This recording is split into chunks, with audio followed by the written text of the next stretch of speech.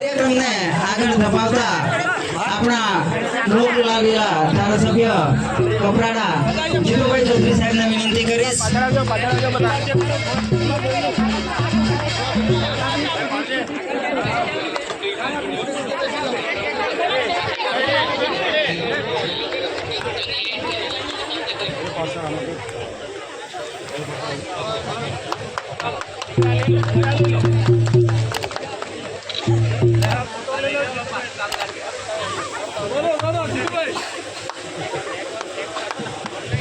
ભારત માતા કી હવે ભાઈ શ્રી જીતુભાઈ સાહેબને વચન આપશે. ભાઈ શ્રી જીતુભાઈ ચૌધરી સાહેબ.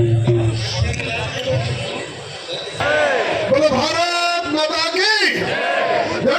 આદિવાસી જય જોહર. આજના આદિવાસી સન્માન કાર્યક્રમમાં ઉપસ્થિત જેમના માટે અહીં આપણે ઉપસ્થિત થયા છે, પરંતુ સમયના અભાવે સર્વસ્ત મંચ તમામ મંચ પર બધા જ મોટા છે, કોઈ નાનો નથી. મંચ આજે અહીં ઉપસ્થિત છે ત્યારે આપ સૌને યજમાન તરીકે વલસાડ જિલ્લાના કાર્યક્રમના યજમાન તરીકે કપરાડા વિધાનસભા મત વિસ્તારના કાર્યકર્તાઓના ભાગે આવ્યું છે. તો તમામ કપરાડા વિધાનસભા મત વિસ્તારના તમામ કાર્યકર્તાઓને અભિનંદન આપીશ કે આપ સૌની મહેનતથી ખૂબ મોટી સંખ્યામાં આપ અહીં ઉપસ્થિત રહ્યા છો. ચૂંટાયેલા તમામ હોદ્દેદારો, જિલ્લા પંચાયત, તાલુકા પંચાયત, ગ્રામ પંચાયત, સરપંચ, સંગઠન, મોરચાના પ્રમુખો બધાના સહયોગથી આપણો સફળ કાર્યક્રમ થયો છે. તે બદલ તમામ એક એક કાર્યકર્તાને ધરમપુર વિભાગ, વલસાડ, પારડી, ઉમરગામ અને કપરાડા પણ કપરાડા યજમાન તરીકે મોકો મળ્યો છે ત્યારે કપરાડાના એક એક કાર્યકર્તાને અભિનંદન આપીશું. વિશેષ માર્ગદર્શન તો આપણને મંચ પર બેઠા છે આદરણીય ગણપતભાઈ છે, નરેશભાઈ છે, અરવિંદભાઈ છે, જેમનું સન્માન છે એ આપણને વિશેષ માર્ગદર્શન આપશે. પરંતુ આપ સૌ ખૂબ મોટી સંખ્યામાં અહીં ઉપસ્થિત રહ્યા તે બદલ હું કપરાડા વિધાનસભાના ધારાસભ્ય વતી આપ સૌનું ખૂબ તહે દિલ સે સ્વાગત કરું છું ને સન્માન કરું છું.